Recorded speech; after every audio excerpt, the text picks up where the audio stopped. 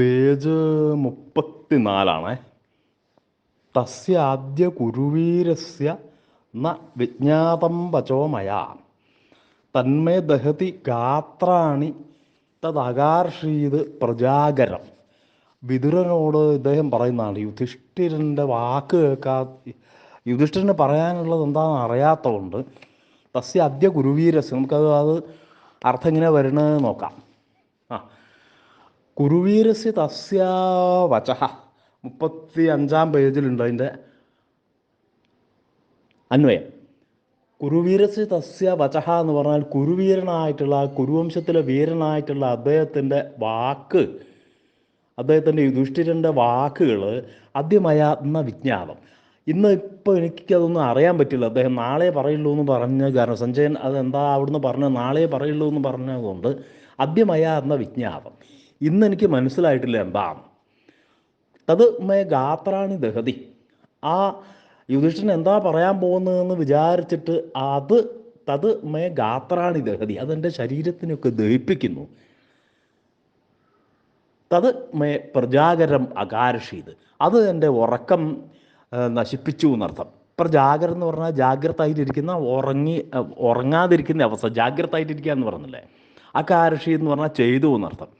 അദ്ദേഹത്തിൻ്റെ ആ വാക്ക് എന്താണെന്ന് അറിയാത്തതുകൊണ്ടാണ് എനിക്ക് വല്ലാണ്ട് ഒരു നിദ്രാരാഹിത്യം ഉണ്ടായതെന്നർത്ഥം. അതിൻ്റെ ആ വലത്തെ ഭാഗത്ത് ചെറിയ സംസ്കൃതമുണ്ട്, അതിങ്ങനെ വായിച്ച് നോക്കിയാൽ നല്ലോണം മനസ്സിലാവും. പിന്നെയും പറയാണ് അടുത്ത ശ്ലോകം, 11ാമത്തെ ശ്ലോകം. ജാഗ്രതോ 35 പേജ് തന്നെ. ജാഗ്രതോ ദഹ്യമാനസ്യ ശ്രേയോ, ജാഗ്രതോ ദഹ്യമാനസ്യ ശ്രേയോയ യദനുപശ്യതി തദ് ബ്രൂഹിത്വം ഹി നസ്താവ ധർമാർത്ഥകുശലോഹ്യസി. ഇദ്ദേഹം വീണ്ടും ഇയാളോട് തന്നെ പറയാണ്, ജാഗ്രത ദഹ്യമാനസ്യ, താത അല്ലയോ അനുജ, ജാഗ്രത ദഹ്യമാനസ്യ, ഉറക്കം ഇല്ലാത്തവനും ഇങ്ങനെ സന്താപം അനുഭവിക്കുന്നവനുമായില്ല, ദഹ്യമാന ദഹിക്കുന്നവൻ. ഞാൻ അങ്ങനെ മനസ്സുകൊണ്ട് ഇങ്ങനെ വല്ലാണ്ട് വിഷമിച്ചിരിക്കുകയാണ്. അയാളെ വാക്കെന്താന്ന് കേട്ടിങ്ങനെ, അദ്ദേഹത്തിൻ്റെ വാക്കുകൾ എന്താണെന്ന് മനസ്സിലാവാത്തതുകൊണ്ടില്ല ഒരു വിഷമം. പിന്നെ യത് ശ്രേയ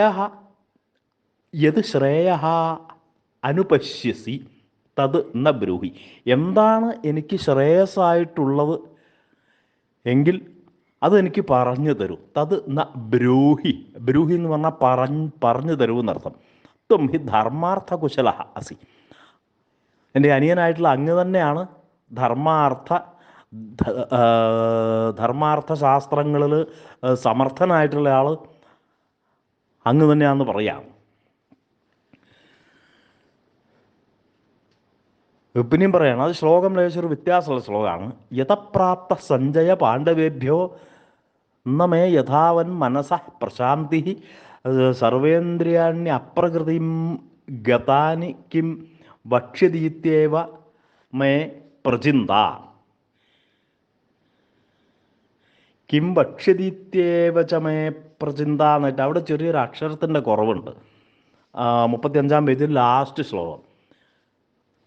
അതായത് യതഃ സഞ്ജയ പാണ്ഡവേഭ്യ പ്രാപ്ത, യാതൊരു കാരണം കൊണ്ടാണോ സഞ്ജയൻ പാണ്ഡവന്മാരിൽ നിന്നും, സഞ്ജയൻ പാണ്ഡവന്മാർ പറഞ്ഞിട്ടുള്ളത്, അപ്പം യതഃ സഞ്ജയ പാണ്ഡവേഭ്യ പ്രാപ്ത യസ്മാത് സഞ്ജയ പാണ്ഡുപുത്രാണാം സകാശാത് പ്രത്യാഗത, യാതൊന്നുകൊണ്ടാണ്, എന്ത് കേട്ടിട്ടാണ് സഞ്ജയൻ പാണ്ഡവന്മാരുടെ അടുത്ത് നിന്ന് മടങ്ങി വന്നിട്ടുള്ളത്, അതുകൊണ്ട് തന്നെ എൻ്റെ മനസ്സ് യഥാവത് പ്രശാന്തി യാതൊരു പ്രകാരത്തിലും ഒരു എന്താ പറയേണ്ടത്, യഥാർത്ഥത്തിൽ വേണ്ടുന്ന ആ ഒരു സുഖം എനിക്ക് ഉണ്ടാവുന്നില്ല. മേ മനസ്സഹ യഥാവത് പ്രശാന്തി വേണ്ട പോലെ എനിക്ക് മനസ്സിന് സന്തോഷം ഉണ്ടാവുന്നില്ല. മമ സർവേന്ദ്രിയാണി അപ്രകൃതിം ഗതാനി, എൻ്റെ ഇന്ദ്രിയങ്ങളൊക്കെ അസ്വസ്ഥങ്ങളാണ്. സർവേന്ദ്രിയാണി അപ്രകൃതിം ഗതാനി കിം വക്ഷ്യതി ഇത്യവ അദ്യ മേ ചിന്ത. സ കിം വക്ഷ്യതി ഇതി ഏവ അദ്യ മേ ചിന്ത. ആ യുധിഷ്ഠിരൻ എന്താണ് സഞ്ജയനോട് പറഞ്ഞു വെച്ചുള്ളത് എന്നുള്ളത് അറിയാൻ വേണ്ടിയിട്ടാണ് എൻ്റെ മനസ്സിൽ ഇങ്ങനെ വല്ലാത്ത ചിന്ത. അതെന്താണ്? അതിന് ആകാംക്ഷയാണ്. എന്നിട്ട് അഭിയുക്തം ബലവത, ആ മറ്റേ 35-ാമത്തെ അക്ഷരം ഒക്കെ 11 അക്ഷരമുള്ള ശ്ലോകമാണ്. അക്ഷരം ഒന്ന് എണ്ണി നോക്കിക്കോളൂ, 11 ഉണ്ടാകും. ഇതുവരെ പറഞ്ഞ നോക്കി 8 അക്ഷര ശ്ലോകമാണ്. ഈ ശ്ലോകം മാത്രം 11 അക്ഷരവും അവസാനത്തെ അക്ഷരം മാത്രം 10ആണ്. അങ്ങനെ ആ രീതിയിൽ വരില്ല. അപ്പോൾ അവിടെ ഒരു ചാന്ന് കിം ഭക്ഷ്യദിത്യേവ ചമേ പ്രചിന്ത, അവിടെ ചാന്നോ മറ്റോ ചേർക്കേണ്ടി വരും. എന്താണെന്നറിയില്ല, നോക്കാം. അപ്പോൾ അതാണ് ഇയാൾ അല്ലേ, ഇന്നെന്താ ഇയാൾ പറയാൻ പോകുന്നതെന്നുള്ള അതിനെ പറ്റിയിട്ട് ആലോചിച്ചിട്ടാണ് എനിക്ക് ചിന്ത എന്ന് പറയുകയാണ്. ഇനി അപ്പം അത് കേട്ടിട്ട് വിതുരൻ അദ്ദേഹത്തിനോട് പറയാം, കേഷാം നിദ്രാഭംഗ ഇത് വിതുരോ വദതി. വിതുരർ, അദ്ദേഹത്തിൻ്റെ അനിയനായുള്ള വിതുരർ അദ്ദേഹത്തിനോട് പറയാണ്, ആർക്കൊക്കെയാണ് നിദ്രാഭംഗം ഉണ്ടാവുക, ഉറങ്ങാൻ പറ്റാതെ ആർക്കൊക്കെയാണെന്ന് ഇയാൾ പറയാണ്. അഭിയുക്തം ബലവത ദുർബലം ഹീനസാധനം ഹൃതസ്വം കാമിനം ചോരം ആവിശന്തി പ്രജാകരാഹ. ഇങ്ങനെയൊക്കെ ഉള്ള ആളുകൾ. അഭിയുക്തം ബലവത, ശക്തിശാലികളായിട്ടുള്ള ആൾക്കാരാൽ ആക്രമിക്കപ്പെട്ടുള്ള ആൾ. ദുർബലനായിട്ടുള്ള ആൾ, ബലം ഇല്ലാത്ത ഒരാൾ. ഹീനസാധനം, യുദ്ധസാമഗ്രികളൊന്നും ഇല്ലാത്ത ആൾ, യുദ്ധം അല്ലെങ്കിൽ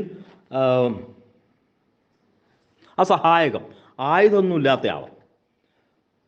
പിന്നെയോ ഹൃതസ്വം, സ്വന്തമായിട്ടുള്ള എല്ലാ സാധനങ്ങളും കട്ടുകൊണ്ടുപോകപ്പെട്ടുള്ള ആൾ. ഹൃതസ്വം എന്ന് പറഞ്ഞാൽ അപഹൃത ധനം എന്നർത്ഥം. കാമിനം, കാമവിഷയം ആയിട്ടുള്ള ആളുകൾ. പ്രേയസ്യാവിരഹിതം കാമുകം, ഭാര്യ ഇല്ലാത്ത ആ ഒരു ഭാര്യനെ കാണാൻ വേണ്ടി വല്ലാത്ത ആഗ്രഹമുള്ള ആൾ, അയാളാണ് കാമിനം. ചോരം, കള്ളന്മാർ. ഇവരൊക്കെ ആവിശന്തി പ്രജാകരാ, ഉറക്കം ഇല്ലായ്മ. പ്രജാകരം എന്ന് പറഞ്ഞാൽ ഉറങ്ങാത്ത അവസ്ഥ, ജാഗ്രത ആയിട്ടിരിക്കുന്ന അവസ്ഥ ഇവരെയൊക്കെ ബാധിക്കുന്നു പറയാണ് ഈ 7 ആളുകളെ. സഞ്ജയൻ ഏട്ടനോട് പറയാണ്, ഇങ്ങനത്തെ വിഷമങ്ങളൊന്നും ഏതാദൃശ ദോഷാഹ, അടുത്ത ശ്ലോകമാണ്, ഏതാദൃശാഹ ദോഷാഹ ഉദ പരദ്രവ്യേഷു സ്പൃഹ വാ ഭവതഃ മനസ്സി വർത്തതേ കിമിതി വിതുരഹ ധൃതരാഷ്ട്രം പൃച്ഛതി. ഇപ്രകാരമുള്ള എന്തെങ്കിലും ഉറക്കം കിട്ടാത്തുള്ള എന്തെങ്കിലും ഒരു സാധനം അങ്ങയുടെ മനസ്സിലുണ്ടോ? ഈ ഏതാദൃശ ദോഷാഹ, ഇപ്രകാരമുള്ള ദോഷങ്ങളും ഉത, മാത്രമല്ല പരദ്രവ്യേഷു സ്പൃഹ, മറ്റുള്ളവൻ്റെ ദ്രവ്യങ്ങൾ, മറ്റുള്ളവൻ്റെ സമ്പത്തിൽ ആഗ്രഹമോ ഇങ്ങനെ അങ്ങയുടെ മനസ്സിലൊന്നും ഇല്ലല്ലോ എന്നായിട്ട് ഇയാൾ ചോദിക്കുകയാണ്. വീണ്ടും പറയാണ്, കച്ചിത ഏതേറും മഹാദോഷൈ ന സ്പൃഷ്ടോസി നരാധിപ കച്ചിച്ച പരവിത്തേഷു ഗൃധ്രന്ന പരിതപ്യസേ. അങ്ങ് ഇതിലൊന്നും ആഗ്രഹമില്ലാണ്ടിങ്ങനെ നോക്കിക്കോളൂ. നരാധിപ അല്ലയോ രാജാവേ, ഏതൈഹി മഹാദോഷൈ, ഈ മുമ്പ് പറഞ്ഞുള്ള 7 ദോഷങ്ങളും ഈ ഇങ്ങനെ ഏതൈഹി മഹാദോഷൈഹി, മുമ്പ് പറഞ്ഞിട്ടുള്ള ആ 7 മഹാദോഷങ്ങൾ, ഇത്രയും ആളുകളൊക്കെ അല്ല ഉറങ്ങാണ്ട് ആവുന്ന അവസ്ഥ സൂചിപ്പിച്ചില്ലേ. ഏതൈഹി മഹാദോഷൈഹി, ഈ മഹാദോഷങ്ങളെ കൊണ്ട് അവിടുന്ന് സ്പൃഷ്ടോസി ഗച്ഛിത്, അങ്ങക്ക് ആ മഹാദോഷങ്ങളെ കൊണ്ട് അങ്ങ് സ്പർശിക്കപ്പെട്ടിട്ടില്ല എന്ന്, അങ്ങ് സ്പർശിക്കപ്പെട്ടിട്ടുണ്ടോ? ആ ദോഷമൊന്നും അങ്ങേ ഏൽക്കുന്നില്ലല്ലോ എന്ന് ചോദിക്കുകയാണ്. അതായത് ഈ പരവിത്തത്തിലുള്ള ആഗ്രഹവും ഒക്കെ, മറ്റുള്ള ആൾക്കാരിലുള്ള ധനത്തിൻ്റെ ആഗ്രഹമൊന്നും അങ്ങേ സ്പർശിച്ചിട്ടുണ്ടോ എന്ന് ചോദിക്കുകയാണ്. പരവിത്തേഷു ഗൃധ്യൻ ച പരിതപ്യസയെ കച്ചിത് അഭിച പരേഷാം ധനേഷു സ്പൃഹ്യംശ്ച, മറ്റുള്ള ആൾക്കാരുടെ ധനങ്ങളിൽ ആഗ്രഹം ഉണ്ടായിട്ട് സന്തപ്യസയ്ക്കും, അങ്ങക്ക് അങ്ങക്ക് സന്താപമൊന്നും ഉണ്ടാകുന്നില്ല എന്ന് ഞാൻ വിചാരിക്കുന്നു. അല്ല, അങ്ങനെ പരിതപിക്കുന്നുണ്ടോ എന്ന് ചോദിക്കുകയാണ്. എന്നാ പരിതപ്യസേ കച്ചിത്. കച്ചിത് എന്ന് പറഞ്ഞാൽ അങ്ങനെ ഉണ്ടോ എന്നുള്ള ചോദ്യമാണ്. പിന്നെ പറയാണ് ശ്രോതുമിച്ഛാമിതേ ശ്രോതുമിച്ഛാമിതേ ധർമ്മം ശ്രോതും ഇച്ഛാമി തേ ധർമ്മ്യം പരം നൈശ്രേയസം വചഃ അസ്മിൻ രാജർഷിവംശേ ത്വമേക പ്രാജ്ഞസമ്മതഃ. ധർമ്മ്യം പരം നൈശ്രേയസം ച, ധർമ്മ്യമായിട്ടുള്ളതും ധർമ്മത്തിൽ നിന്ന് മാറാണ്ടിരിക്കുന്നതും, പരം നൈശ്രേയസം ഏറ്റവും അധികം കല്യാണകരമായിട്ടുള്ളതും വളരെയധികം ശ്രേയസ്സിന് നൽകുന്നതും ആയിട്ടുള്ള തവ വചഃ ശ്രോതും ഇച്ഛാമി, അങ്ങയുടെ വാക്ക് കേൾക്കാനായിട്ട് ഞാൻ ആഗ്രഹിക്കുന്നു. അസ്മിൻ രാജർഷി വംശേ, ഈ രാജർഷി വംശത്തിൽ ത്വം ഏകഃ ഈ പ്രാജ്ഞ സമ്മത, ഈ രാജർഷി വംശത്തിൽ അങ്ങ് ഒരേ ഒരാളാണ് പ്രാജ്ഞന്മാർ, അറിവുള്ള ആളുകൾ,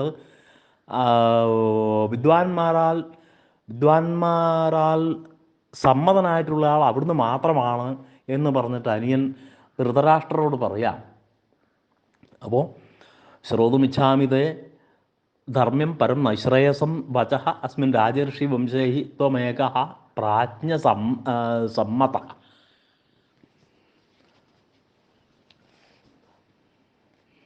അടുത്ത ക്ലാസ്സിൽ പറയാം.